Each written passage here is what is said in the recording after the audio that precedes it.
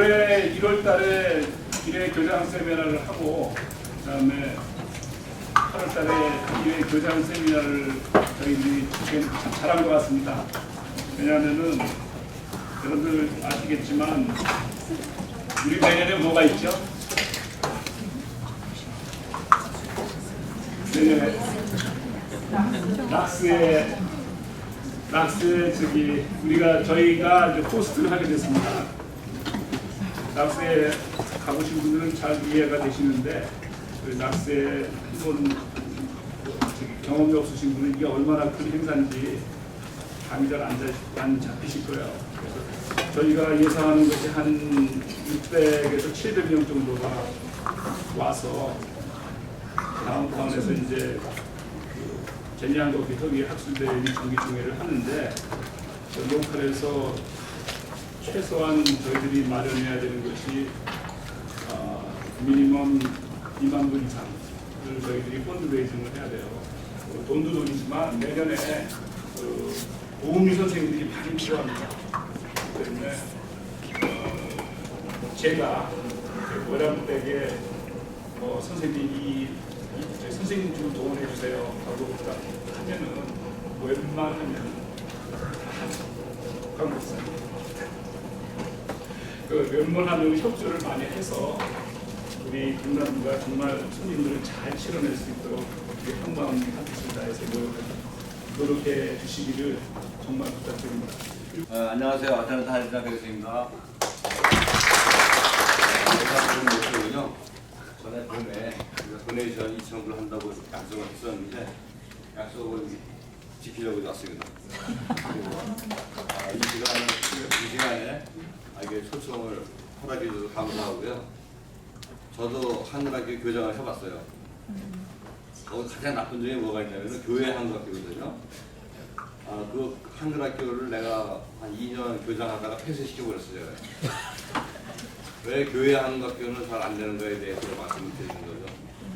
교회와 학생과 교회하고 문제에 있어서 교회 이론에 감소하기 때문에 학생들한테 제 시간에 이런 아젠다를 제시를 못해요.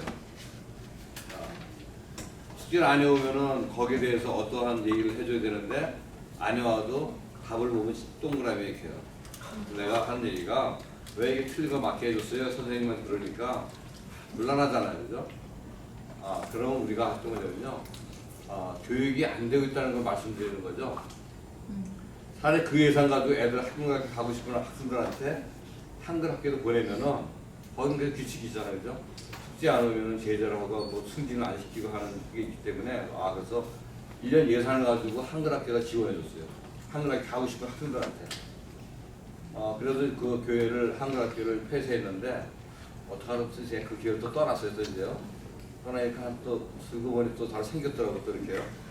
그거에 대해서는 뭐 제가 뭐라고 하지 못하는데 여러분 진짜 우리가 2세 교육에 대해서 진짜 여러분들 존경스럽게 제가 생각합니다. 이 먼 곳에서 오셨으니까 그때 제가 원하냐면요 안녕히 잘 귀경길에 잘 가시라고 했는데 오늘도 교통사고 나지 마시고 무사히 집에 잘 가길 바라겠습니다. 감사합니다.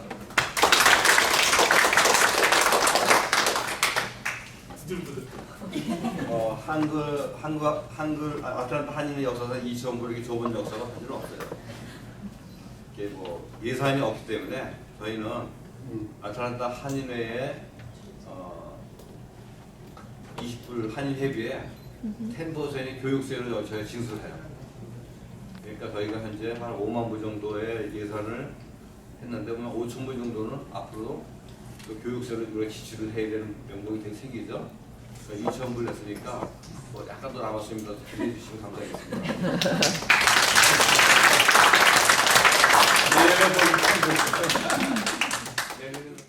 저는 오늘 사회를 보게 된 그 협의회, 동남협의회 총무이자 애틀란타 한국학교 교장 문승미입니다. 반갑습니다.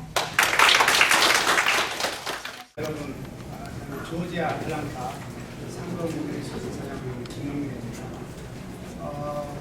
여러분들 뵈니까 저 두 가지 생각이 납니다. 갑자기 저 어려서 교장 선생님들 보면 대부분 남자분들 교장 선생님이었거든요. 항상 위험이 있으시고 그림자도 밖에 안 지나가는 그런 하라고 그런 생각이 들고요. 그 다음에 커서 제가 이제 이렇게 어른이 돼서 보니까는 또 한 가지가 한국 사회에서 가장 그 개그맨들이 웃기기 힘든 분들이 한국 학교가 아니고 학교 교장 선생님이라고 그렇게 얘기를 하시더라고. 그래서 항상 포커페이스에 웃지 않고 그런 분들이 대부분 교장 선생님인데 여기 오늘 분위기를 보시니까 반전입니다. 첫 번째는 대부분이 저희 여자분들이 교장 선생님이시고 두 번째는 다들 이렇게 오픈마인드로 다들 웃으시고 이런 분위기가 너무 좋습니다. 이런 것이 옛날 그 시대하고 우리 현 시대하고 어떤 그런 변화된 모습이 아닌가 하는 생각이 듭니다.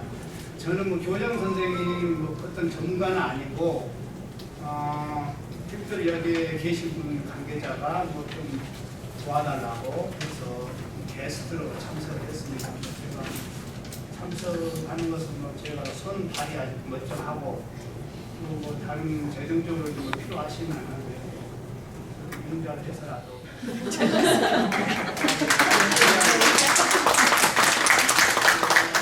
아무튼 먼 데서 오셨는데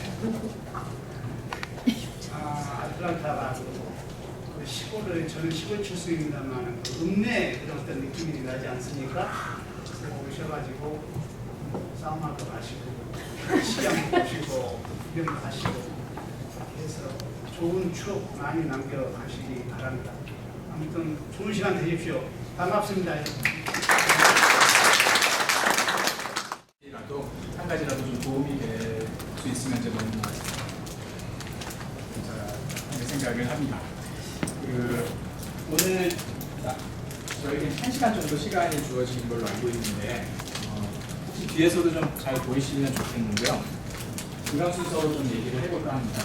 바로 한 학교 운영이라든지 그런 직접적인 내용에 들어가기 전에 먼저 리더십에 대해서 좀 이야기할게요. 글쎄 경영대학에서 가장 큰 화두라고 볼 수 있고요.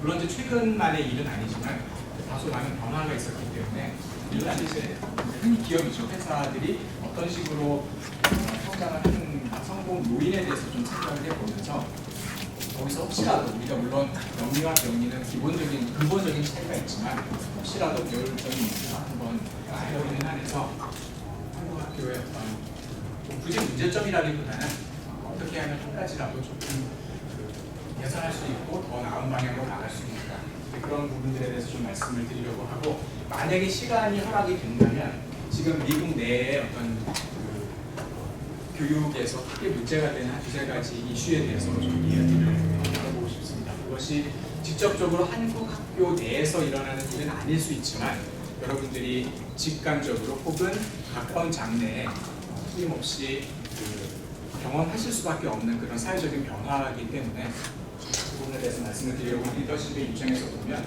여자분들이 여성분들이 남성분들보다 훨씬 더 좋은 리더십을 보여요. 지금 현재 미국 많은 기업에서도 한국 기업에서도 이제 그런 일이 일어나고 있거든요. 그것이 이제 굉장히 관계 중심적인 그런 어떻게 보면 좀 여성성을 많이 이제 활용할 수 있는 그런 리더십에 이제 사람들이 많은 관심을 갖고 있고요. 좀 비슷한 이야기이긴 하지만 이제 공감 리더십, 엔터테리 리더십, 같이 그 인플로이어와 인플로이 그리고 슈퍼바이저와 서버디네이시 이렇게 같은 문제를 이렇게 공감하는 그러니까 지시, 명령 지시하다 좀 이런 게 아니고 같이 공감해서 그 일하는 사람들도 리더가 지금 충분히 이해하고 있구나, 내가 굉장히 가치 있는 그런 사람이구나 하는 것을 느끼게 하는 것이죠. 그랬을 경우에 훨씬 더 자발적으로 일을 잘 할 수 있다. 그런 성공 요인 말씀드린 것처럼 리더십을 가장 또 중요시하는 부분이고요. 그리고 이제 시장 지배력 말씀 쉽게 생각하실 수 있겠지만 경쟁이 많을수록 아무래도 기업하기 어려우니까 얼마만큼 시장을 장악하느냐 그런 데에 대한 경영 전략, 계획, 마케팅 우리가 흔히 많이 듣는 이런 부분들이 여전히 기업 성공에 중요한 요소입니다. 최근에는 이제 그런 것들을 종합해 보면 잠시 후에 말씀드릴 그 비영리 조직의 성공 요인과 다소 이제 대비가 되는 부분인데요. 내부 조직을 구조를 잘 맞추고 운영을 하는 것이 기업 성공에 굉장히 큰 열쇠라고 볼 수 있습니다. 개인적으로 이 말이 조금 그러니까 오해의 소지가 있다고 생각이 들어요. 왜냐하면 non-profit 그러면 마치 프로핏을 내면 안 되는 것처럼 들려요. non-profit이니까. 그러니까 비영리 단체는 영리 추구가 목적이 아니죠. 이 단체를 운영해서 돈을 버는 게 목적이 아닌데 그 뜻이 바로 어떤 그 사건, 어떤 행사, 어떤 일에서 프로핏을 내면 안 된다라는 말처럼 들리는 오해 소지가 좀 있습니다. 실제로 미국에서도 이제 이 두 단어는 거의 차이 없이 이제 사용이 됩니다. 누구는 non-profit, 누구는 not for profit이라고 표현을 하는데 제 생각에는 그런 오해 소지를 좀 없애기 위해서 not for profit이 더 적당한 말이 아닌가 싶습니다. 그 의미는 뭐냐면 profit을 내요. 예를 들어서 생각해 보세요. 바자회를 한다고 한번 생각해 보세요. 이윤을 내야 되잖아요. 그 펀드레이징을 위해서 골프 행사를 한다고 생각해 보세요. 이윤을 내야 되잖아요. 만약에 골프장 빌리고 모든 비용 드는데 1인당 100불이 드는데 1인당 100불만 받으면 안 되잖아요. 150불로 하고 100불이 들면 50불을 남겨야 되잖아요. 그래야 이게 펀드레이징이 되잖아요. 근데 이것을 우리는 프로핏이라고 말을 하진 않죠. 하지만 프로핏이죠. 왜냐하면 비용과 수익과 지출에서 차이가 나면 프로핏이잖아요. 근데 그것을 목적으로 하는 게 아니죠. 그런 의미에서 non-profit이라기보다는 not for profit. 왜냐하면 그런 그 펀드레이징 행사들도 이제 하고 계실 텐데, 물론 이제 그 부분에 대해서는 약간 의견 불일치가 좀 있는 것은 알고 있습니다. 과연 그런 일을 해야 되는가, 아니면 그냥 100% 처음부터 그 기부 형식으로 받아야 되는가에 대해서는 이제 방법론에서도 많은 차이가 있는 줄로 알고 있지만, 한번 이 부분에 대해서 not for profit, 얼마만큼 프로핏을 내는 것이 과연 합리화될 수 있는가 하는 것도 한번 생각을 해보실 필요가 있다고 생각합니다.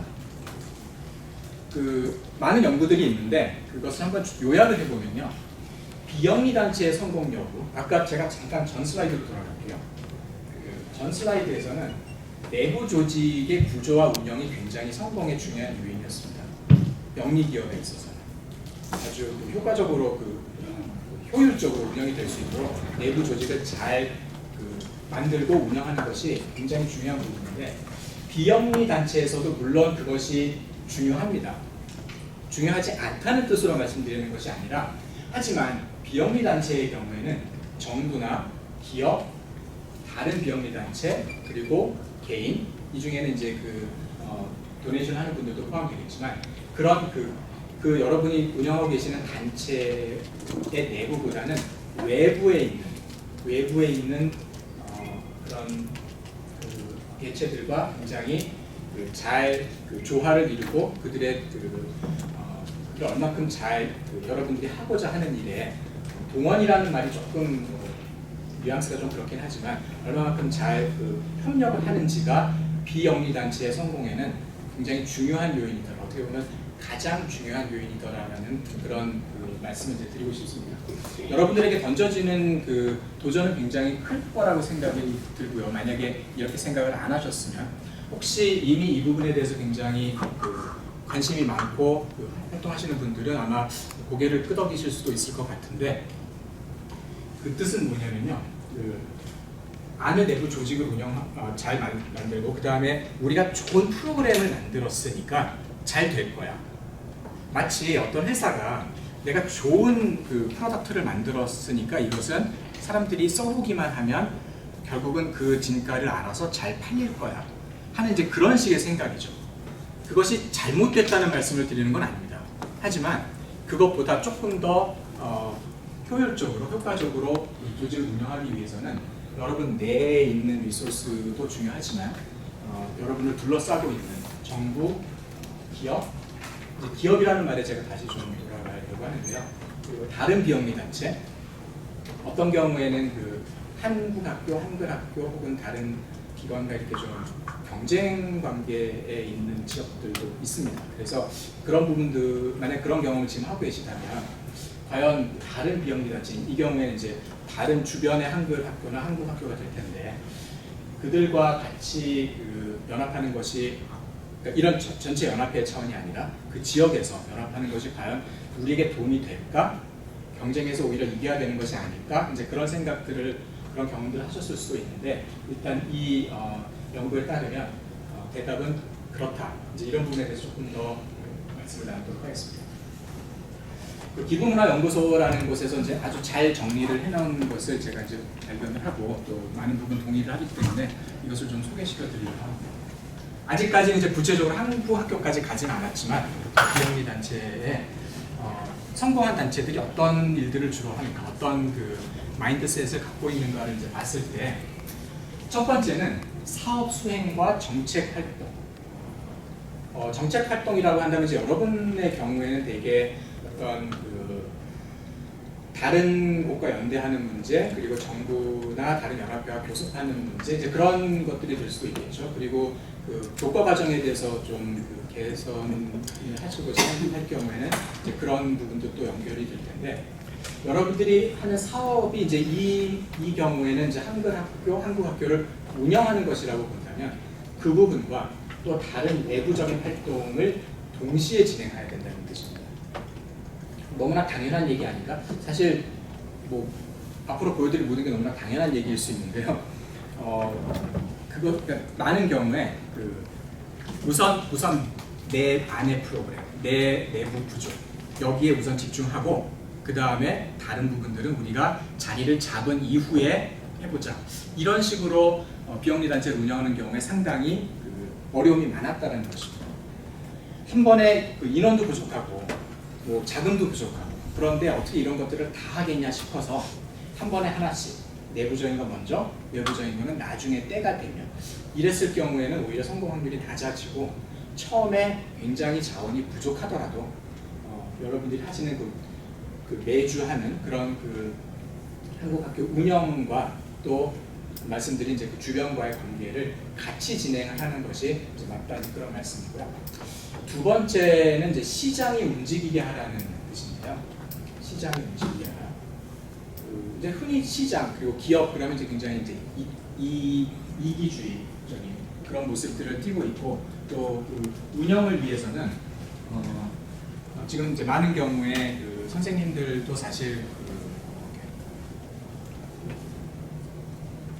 페이도 그렇게 많이 들이지지 못하고 어떻게 보면 좀 자원봉사라든지 또 이것은 중요한 일이 아니냐, 중요한 일이죠 실제로. 그래서 어떤 그 애국심 그런 것에 이제 많이 호소를 해서 이렇게 운영을 하는 경우가 이제 많은데 그것에는 이제 어떻게 보면 한계가 있을 수 있기 때문에 그 기업들은 이제 이윤 추구가 기본 어떤 철학이다라고 봤을 때 그런 그 기업들을 포함한 시장이 어떻게 그 같이 움직이게 하는가 이 중요한 일을 다시 말하면 기업은 우리의 적도 아니고요. 그렇다고 물론 우리의 그 어떤 정체성이 바뀌는 것도 아니죠. 이 일을 얼마만큼 효과적으로 할 수 있느냐 그런 데에 그 스스로 섬이 되지는 말아야 하는. 그래서 이제 그 말씀드린 것처럼 기업 내에서도 그런 윤리 기업이라든지 사회적 기업이 이제 굉장히 큰 그 단순히 화두가 아니라 그런 식으로 그 기업을 운영하는 것이 기업 이윤 추구에 더 도움이 된다라는 인식들을 하고 있기 때문에 기업과 단순히 이제 뭐 지원금을 조금 받는, 도네이션을 조금 받고 광고비를 받는 그 수준을 넘어서 어떻게 그 지역 사회에 있는 기업과 같이 일을 하면서 기업도 나름 사회적으로 도움이 되는 일을 하고 그것이 여러분들의 하는 일에 또 재정에 이제 크게 도움이 될 수 있는 직접적으로 그런 식으로 이제 기업과 같이 활동을 하는 그런 부분들이 또 중요하다는 지적을 드리고 싶고요. 그리고 이제 많은 경우에 이제 그 로페이라든지 또 그 발런티어로 이제 운영이 되는 경우가 많은데 필요합니다. 당연히 그렇죠. 그런데 그 더 중요한 것은 그분들의 어떤 시간이나 혹은 그 기부금뿐만 아니라 중요한 것은 그 사람들이 스스로 중요한 일을 하고 있다라는 생각을 갖게 해서 이 그 학교를 알리는 어떤 그 학교의 우선 지지자가 되고 학교를 알리는 그 영어 표현은 좀 애드보케이시라고 하잖아요. 나가서 한국 학교에 대해서 여러분들 대신에 그 학교를 더 알려주고 좋은 이야기를 해주는 그런 일을 하는 그런 그분들을 단순히 몇 시간 나와서 봉사하고 아니면 뭐 얼마만큼 돈을 받고 이 차원을 넘어서 그분들을 여러분의 사람으로 만들어가는 것입니다. 열성적인 지지자로 만들어가는. 물론 이제 어떻게에 대해서는 우리가 조금 더 시간을 가지고 토의를 해야 될 텐데요. 그런 면이 이제 굉장히 이런 것을 성공적으로 하는 비영리 단체들이 이제 굉장히 좋은 성과를 내고 있다는 말씀을 드리고 싶고요. 그리고 이제 이 부분이 조금 어려움이 될 수도 있는 부분이긴 하지만 사실 이 협의회 같은 부분 일이 굉장히 이제 좋은 모델이라고 생각을 하는데 비영리 단체와 이제 연대를 하라는 것이죠. 자원은 이제 어차피 희소합니다. 아무리 큰 한국 학교, 아무리 큰 협의회라 하더라도 항상 어디를 가서 얘기를 해봐도 우리는 돈이 남아돌아. 우리는 일할 사람이 너무 많아 하는 데는 아무도 없습니다. 그런 데는 정말 없어요. 아무 데도 없어요. 항상 모자랍니다. 물론 이제 우리가 상대적으로 생각해 볼 수는 있습니다. 우리는 15명밖에 없는데 저쪽은 50명이야. 그러면 50명 있는 분들하고 얘기를 해보면 그쪽은 모든 게 넉넉한가요? 그렇지 않습니다. 항상 다 모자라거든요. 그래서 항상 서로 같이 연대하려고 하고 어떻게 하면 그것이 이제 윈윈이 될지를 생각을 하는 그런 노력들을 하고 있기 때문에 그런 노력을 이제 특별히 더 경주를 하는 거지. 그리고 이제 연합회를 통해서 또 그런 정보를 교환하고 규모의 경제를 활용하는 것이 이제 좀 중요하다는 생각이 듭니다. 그리고 이제 이 말은 어떻게 보면 너무나 당연한 이야기가 될 수 있겠지만 우선 여러분 자신, 내가 가진 재능, 그러니까 여러분들이 교장 선생님 혹은 교감 선생님 또 학교의 운영을 책임지고 있는 분들 입장에서 내가 갖고 있는 것, 그리고 한 사람이 다 할 수 없잖아요. 이제 잠시 후에 팀을 어떻게 운영하는 것이 이제 굉장히 중요한지 그런 것에 대해서 다시 한번 말씀을 드리려고는 하는데 일단 또 리더로서는 내 것을 충분 활용하되 항상 이제 오픈 마인드도 되고 계속해서 배우는. 사실 교육이라는 것이 그렇지 않습니까? 뭐 어린 학생들도 그렇고 나이가 많으신 분들도 그렇지만 우리가 교육계에 있는 이상 항상 나는 죽을 때까지 배운다는 이제 그래서 또 여러분들이 여기 모이셨다고 생각이 드는데 이제 그런 태도를 견지하는 것이 이제 굉장히 중요하고요. 또 한 가지 이제 리더십을 공유하라는 뜻입니다. 아마 굉장히 힘드실 것 같아요. 거의 뭐 혼자 다 해야 되는 그런 상황에 처해진 분들이 굉장히 많잖아요. 그런데 그게 이제 굉장히 맞는 말이기도 하고 또 사실이기도 한데 또 어떤 경우에는 내가 갖고 있는 이제 권리와 책임이 다 있는데 그것을 이렇게 나누는 델리게이트하는 일에 우리가 굉장히 인색한 경우도 사실 있습니다. 그 구체적인 예가 이제 이사회 조직 같은 경우인데요. 제가 한 가지 이제 실례를 좀 들어보려고 했는데 제가 이제 처음에 회장님이 연락을 받고 이제 직접 여쭤보진 않고 가졌던 질문이 한국 학교인가 한글 학교인가였어요. 혹시 알고 계시는지 모르겠는데 한국에는 또 3개의 정부 부서가 다른 식으로 지원을 하고 있습니다. 그러니까 중앙에 컨트롤 타워가 없어요. 해외 동포나 외국인에 대한 한글 교육, 한국 교육에 대해서 한 채널이 하나가 아닙니다. 한국 정부. 보시는 것처럼 외교부와 교육부와 문체부가 문화체육관광부가 이제 각각 3 부서에서 관심들이 다 다른데요. 이것은 한국식 분류입니다. 차이점을 좀 이따 말씀드릴게요. 일단 외교부에서 쓰는 용어는 한글 학교입니다. 여러분들이 사실 해당이 돼요. 조금 의아하게 생각하실 분도 있을지 모르겠는데 교육부에서는 한국 학교를 만들어서 운영을 합니다. 그리고 줄여서 문체부라고 하는 곳에서는 외국인을 대상으로 세종학교라는 것을 운영을 하고 있습니다. 이름은 세종학당이라고 하고 이전에는 세종학당재단, 한국문화원 이런 식으로 이제 양분이 되어 있는데 이것은 통합이 돼서 세종학당으로 운영이 되는데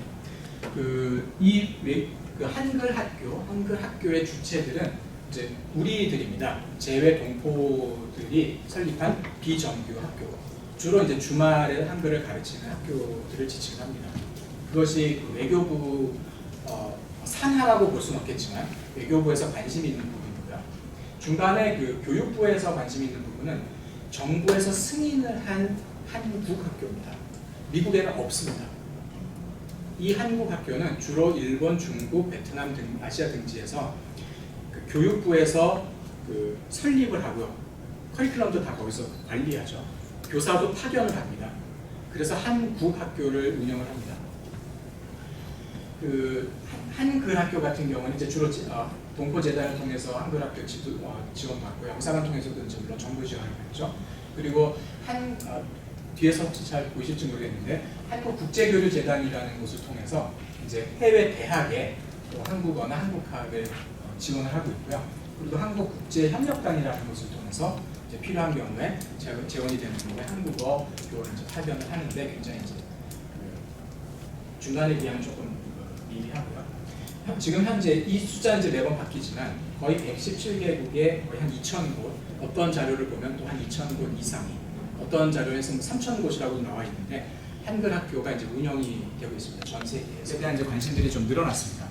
그래서 이제 어떤 규모가 있는 한국 학교를 보면 주말 한국 학교지만 그 한글 배우는 것 말고 뭐 그 부채춤을 가르친다든지 태권도를 가르친다든지 아니면 그 강의를 열어서 한국의 역사를 가르친다든지 그래서 한글뿐만 아니라 한국학을 가르치는 이제 그런 한글 학교들이 생긴 거죠. 그런데 이제 미국에서는 사실 아까 제가 그 선생님들 소개하실 때도 스스로를 이제 한국 학교로 소개하시는 분도 있고 어떤 분은 한글 학교로 소개하시는 분도 있었는데 제가 좀 주의 깊게 봤는데요. 사실 미국에서는 똑같습니다. 둘 다. 왜냐하면 이런 의미의 교육부 주관의 한국 학교가 없기 때문에 그래서 이제 어떻게 보면 추세는 이제 한국 학교죠. 그리고 지금 이 낙스가 이제 1981년도에 그 연합회를 만들면서 그때 공식 명칭을 이제 한국 학교로 만들었기 때문에 실제로 그 한국 학교로 이제 운영이 되는데요. 하지만 용어가 한국 학교든 한글 학교든 떠나서 이제 그 어떤 뭐랄까요 필요 그리고 방향이 한글을 여전히 가르쳐야 한국어 가르쳐야 되는 건 분명하지만 그것을 넘어서서 한국학에 대한 그런 관심들이 그 한국 학교를 운영하시는 분들 중에서도 이제 늘어나고 있고 또 그것을 배우려는 사람들 중에서도 이제 많이 늘어나고 있습니다. 그래서 그런 용어도 조금 필요한 부분이 뭐냐면 그 정보 지원을 받을 때 일단 한국에서 어떻게 우리를 알고 있는지를 알아야 되거든요. 한국에서 한국 학교라 그러면 이것을 지칭할 때가 상당히 많습니다. 사실 이야기, 한국 학교에 대한 이야기를 좀 해보면 교수님 네. 잠깐 질문 하나 네네 말씀하십시오. 요 전에 그 주제에 대해서요. 지금 제가 약간 혼동이 가는데 말씀하셨던 것처럼 저희 한국 학교와 한글 학교가 많이 섞여 있는 것 같은데 저희는 생긴 지가 얼마 안 됐기 때문에 한국 학교라고 불러라는 명칭을 그 말씀을 들어서 한국 학교로 지금 불리고 있는데 저 개인적인 생각에서는 한글 학교가 맞다고 생각하고 있거든요. 근데 요거 지금 제가 요걸 보면서 컨펌을 했어요. 그게 맞는데 왜 그러면 우리는 계속 한국 학교로 불러야 되는지 거기에 대해서 뭔가 좀 예, 회장님께서 더 좋은 대답을 갖고 계실 것 같기도 한데 제가 이해하고 있는 바로는 말씀드린 것처럼 미국은 좀 특이한 것이 한국 교육부에서 자기들 기준에 따른 한국 학교를 세운 적이 없어요. 미국 내에서는 자체적으로 동포들이 다 자체적으로 그 일들이 진행이 되어 왔거든요. 그러면서 1981년에 낙스가 생길 때 한국학교라는 이제 명칭을 사용하게 됐습니다. 물론 이제 그 명칭을 사용했다고 해서 뭐 한국 정부와 무슨 트러블이 있거나 이런 것은 없었습니다. 그리고 말씀드린 것처럼 또 미국에 한해서는 한국학교라는 이름과 한글학교라는 이름을 그냥 사람들이 거의 그냥 구분 없이 이제 사용을 코리안 스쿨, 영어 그냥 코리안 스쿨이 되니까요. 예, 그리고 또 현실적으로 많은 미국에 있는 한국 학교가 이름이 어쨌든 간에 규모가 상당히 작은 경우가 많고 또 한국어만을 가리키는 경우가 많다 보니까 일반인들 입장에서는 그냥 한글 학교 뭐 이렇게 이제 생각을 하고 굳이 뭐 이런 용어를 이렇게 정리하면서까지 구분하면서까지 그럴 필요가 없는데 사실 어떻게 보면 제가 좀 불필요한 말씀을 드려서 혼선을 있습니다. 그런데 제가 히스토리는 정확히는 잘 모르는데 되게 이제 그 인플레이션 같은 것을 이렇게 좀 고려하지를 않기 때문에 여러분들 혹시 지금은 이제 그 물가 상승이 그렇게 높지 않지만 대략 한 20년 전에 비하면 한 거의 50% 이상 올랐다고 생각하시면 됩니다. 만약에 한 15년, 20년 전에 첨부를 받았는데 지금도 첨부를 받는다고 한다면 사실은 반밖에 못 합니다. 그런 어떤 인플레이션을 고려하지 않고 지원금이 책정이 되고 있어서 그런 굉장히 어려움이 많이 있고요. 그리고 지금 해외 한인 교육 지원에 대한 등에 관한 그 법률 개정안이 사실은 18대 국회부터 나왔다가 무산되고 19회 때 나왔다가 무산되고 지금 한국의 20대 국회가 다시 지난 여름에 열려서 이제 다시 또 추진을 하는데 사실 너무 오랜 시간 동안 이 법안이 이제 충분히 검토도 되지 못하고 하다 보니까 뭐 믿어도 되는가 하는 이제 그런 좀 뭐랄까요 좌절감마저 이제 갖게 되는데 또 그래도 기대를 해봐야 되기는 하겠죠. 구체적인 몇 가지를 좀 이제 말씀을 드리면 운영팀 부분은 이제 학교에 이제 운영팀들이 다 있으시잖아요. 이제 교장 선생님, 교감 선생님, 총 이렇게 다 이제 운영팀들이 있으시는데 아까 말씀드린 것처럼 그 운영팀을 얼마나 효과적으로 잘 사용하고 활용하고 있는가에 대한 질문이 아마 가장 선행돼야 되는 질문이라고 생각을 합니다. 물론 초반에 비영리 단체의 성공 여부는 내부적인 것보다는 이제 외부적인 것이 조금 더 강하다 이제 이런 말씀을 드리기는 했는데 우선 두 가지가 같이 고려해야 되는 차원에서 생각을 해본다면 여러분들의 이제 이 팀에는 이제 이사진도 들어갑니다. 그리고 그 팀을 어떻게 잘 관리하는가. 사실 제가 처음에 말씀드린 그 내용에 이제 동의를 하신다면 교장 선생님들 입장에서는 어떻게 보면 학교 안의 살림보다는 학교 밖으로 뛰어다녀셔야 되는 시간이 더 많을지도 모르겠습니다. 그것이 맞을지도 모르겠습니다. 만약에 그렇지 못하시다면 지금 여러분 상황을 제가 잘 모르지만 그리고 여러분들이 얼마나 어떤 규모인지 또 어떤 팀을 갖고 계신지 잘 모르지만 여러분들이 교장 선생님이신데 아니면 아니시지만 여러분들의 그 교장 선생님이 대부분의 시간을 그냥 학교의 어떤 일상의 업무들 그런 것에 더 많은 시간을 보내고 계신다면 아까 말씀드린 두 가지를 같이 시작하는 부분들에 있어서 다소 지금 부족한 부분이 있지 않을까 하고 한번 자문을 해보셔야 된다는 뜻입니다. 일례로 저희 이제 대학 같은 경우 물론 이제 한국 이렇게 말하면 좀 너무 현실을 모른다 이제 말씀하실 수도 있겠지만 사실 한국 학교의 규모가 얼마나 크고 작은가를 떠나서 이 일은 거의 모든 기관에서 다 하고 있습니다. 올해 계획 그리고 5년 후에는 어떤 모습일까? 10년 후에는 어떤 모습일까? 10년 후의 모습이 아주 구체적이지는 않을 수 있죠. 그리고 10년 후에 그 계획을 지금 세워놓고 10년을 기다리는 것은 아니고요. 이 일을 매년 하는 거죠. 이 일을 매년. 올해는 어떤 사업을 할까? 이것은 다들 하고 계시잖아요. 그런데 이 부분은 좀 관심이 없으세요. 왜냐하면 그때까지 내가 교장일지도 모르겠고 그렇긴 합니다. 하지만 그거를 떠나서 그렇게 되면 이런 계획이 수립되지 않으면 사람에 따라서 바뀌게 돼요. 열심히 하시는 분이 있을 때는 너무너무 잘 되다가 그분이 이제 번아웃돼서 그만두시니까 한국 학교가 문을 닫는 경우까지도 있고 그래서 이런 계획을 5년 중기 장기 계획이라고 해서 5년마다 한 번씩 하는 게 아니고요. 단기, 중기, 장기 계획을 매년 검토하는 것이죠. 그렇다고 10년 후 계획을 매년 바꾸라는 뜻은 아니고 10년 후 계획을 지금 세웠는데 5년 후 계획을 세웠는데 내년이 됐을 때 그 계획이 여전히 얼마만큼 현실성이 있는지 또 우리랑 맞는지를 검토해서 필요한 부분만 바꾸면 되겠죠. 그래서 그런 어떤 단기 계획뿐만 아니라 1년씩 사는 것이 아니라 눈앞에 닥친 일을 계속 해나가지만 중장기 계획에 대해서도 팀이 만약에 구성이 되어 있다면 같이 할 수 있을 거고요. 이제 계속 제가 반복되는 내용이 이제 이사회 구성인데요. 현실적으로 이제 굉장히 어려움도 많이 있습니다. 그리고 또 이사들로 이제 초청을 하게 됐을 경우에 그럼 돈 내라는 거냐 이제 이런 생각을 먼저 가지시는 분들도 있는데 그게 이제 왜 그러냐면 근데 실제로 또 반대도 많이 있어요. 제 개인적인 경험으로도 경제적으로 상당히 여유가 있으신 분들이 의외로 있으세요. 많으세요. 지역에 따라서. 그분들은 뭔가 이렇게 좀 보람된 일을 하고 싶어 하세요. 그리고 실제로 많이 하고 계시고요. 중요한 것은 이 정도 지금 이 로컬에서 이 정도 지위가 있으시니까 한국 학교에 이 정도는 내셔야죠. 이런 게 아니고 한국 학교의 중요성, 취지 이런 것들을 그분들이 이해하셔야 되는 거죠. 아까 지지자를 만들라고 말씀드렸잖아요. 그분들을 설득을 시켜야 되는 거죠. 이게 왜 중요하고 당신이 여기에 뭐 재정적으로든 아니면 다른 리소스로 지원을 했을 때, 참여를 했을 때 왜 이게 보람된 일인지를 설명하는 거죠. 꼬리에 꼬리를 묻니다. 이 일을 교장 선생님들이 주로 하기 위해서는 교장 선생님들 시간이 좀 비어야 돼요. 그래서 또 이것이 운영팀 구성과 연관이 돼요.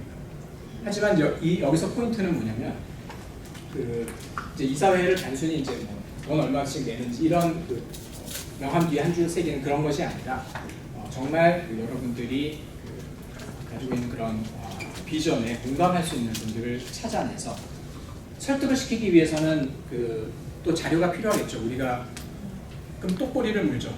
5년, 10년에 우리가 이런 모습, 우리가 지금 이 정도의 규모가 있는데, 이 정도의 또 수요가 있는데 우리가 이렇습니다. 해서 그런 계획이 이제 거기서 또 나오게 되면 그것을 보고 좋은 뜻에 동참할 분들이 이제 정말 많이 있을 거라고 생각합니다.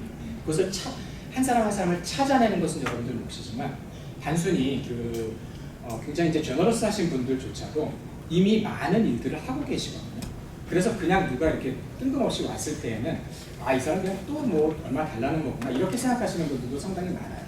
하지만 앉아서 정말 학교의 그런 노력과 방향에 대해서 이제 공감을 하시게 되면 그러면 지지자도 생기고 또 재정적으로 굉장히 도움이 되는 부분들이 있고요.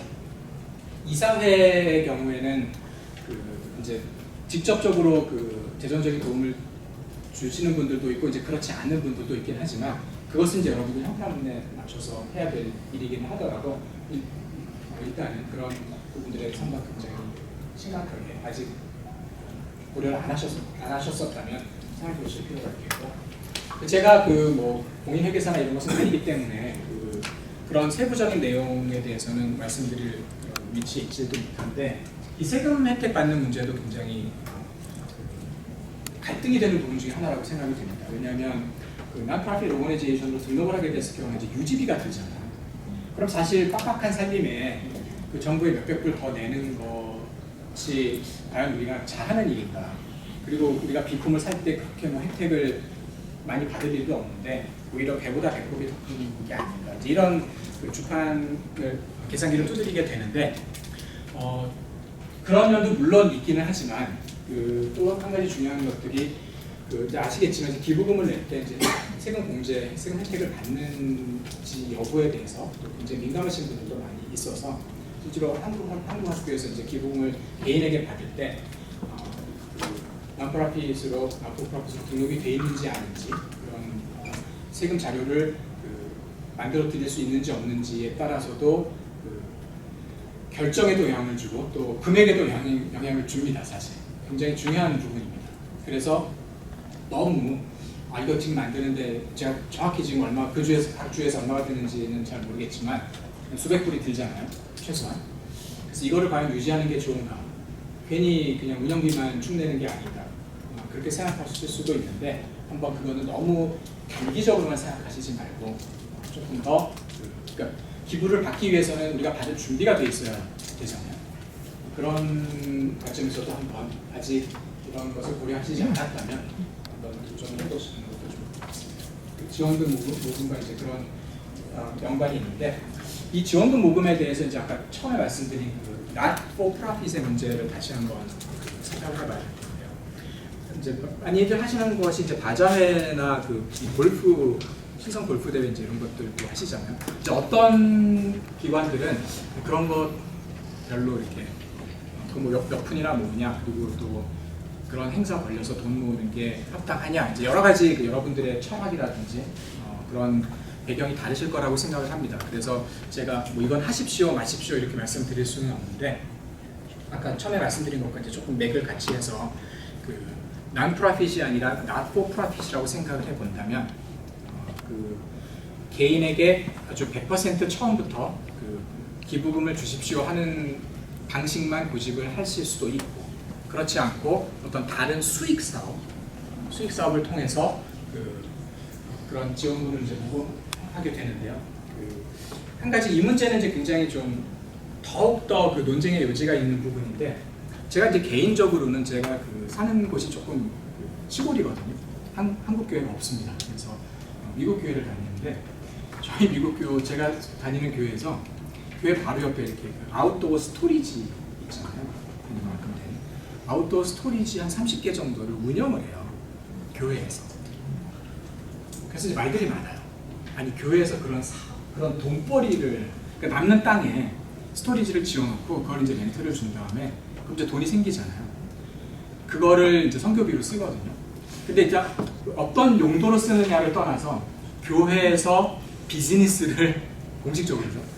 비즈니스를 하는 것에 대해서 뭐 교인들 간에서도 말이 많고 이제 그런데 말씀드린 것처럼 그런 일을 해야 하는 게 맞느냐 틀리느냐 이제 이런 것을 제가 말씀드리려는 것은 아니고 거기에 대해서 아마 뭐 하루 종일 얘기를 해도 끝이 안 날 것 같긴 한데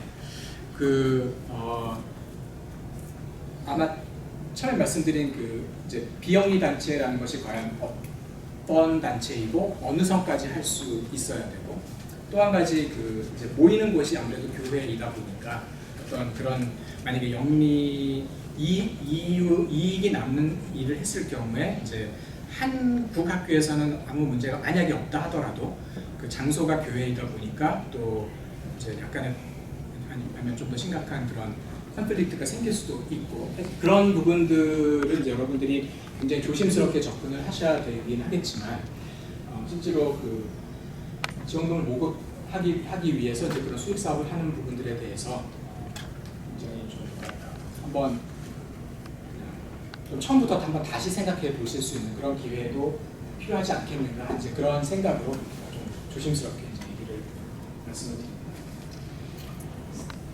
그리고 그 인다운먼트 조성의 필요성에 대해서 이 얘기를 이제 드리면 좀 웃으실까? 이제 그런 생각을 좀 했었어요.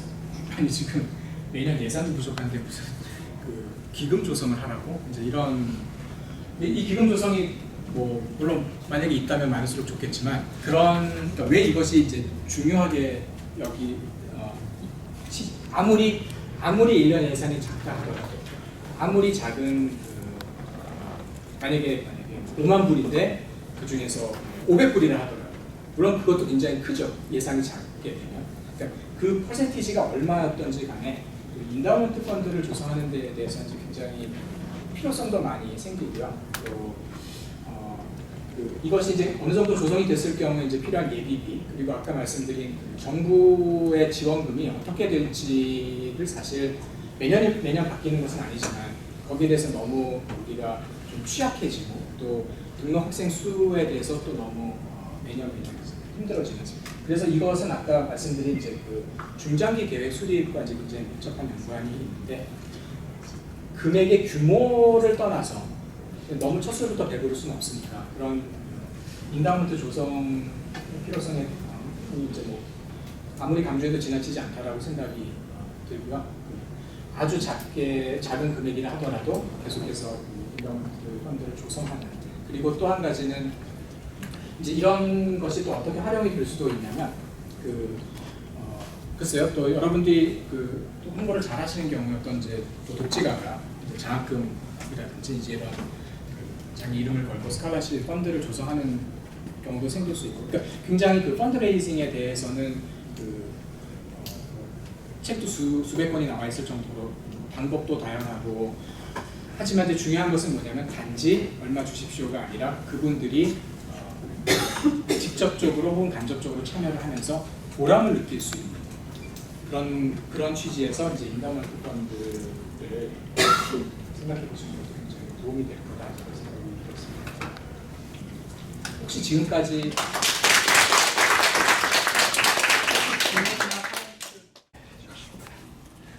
잠시만요. 네, 감사합니다. 고맙습니다.